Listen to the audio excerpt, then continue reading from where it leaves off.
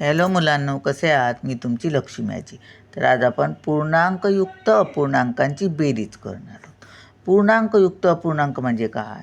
कुठच्याही संख्येला भागलं की पूर्ण भाग जात नाही, बाकी शिल्लक राहते. बघा आता हेच बघा, असा गुणाकार, अशी बेरीज.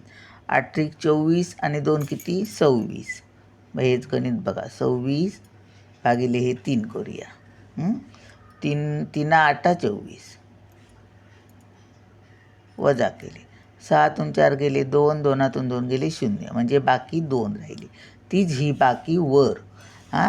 भागलं कशाने? हे 3. मग हे 3 खाली भागिले 3 आहेत बघा. आणि पूर्ण उत्तर किती आले? 8. म्हणजे 8 हे पूर्ण भाग झाले 8 आणि 2 बाकी राहिली. समजलं? म्हणजे आपण बघा आता हे असं केलं, 8 त्रिक 24.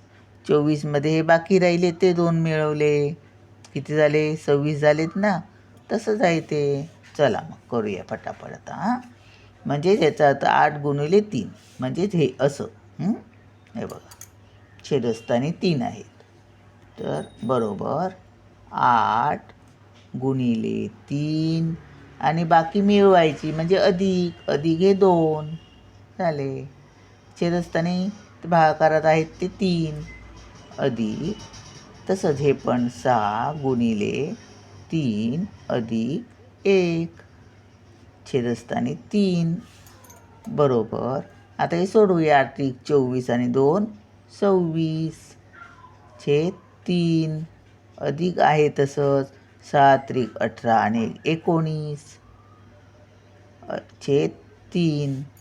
आता एकदाच लिहूया, 26 अधिक 19 छेद एकदाच लिहायचा.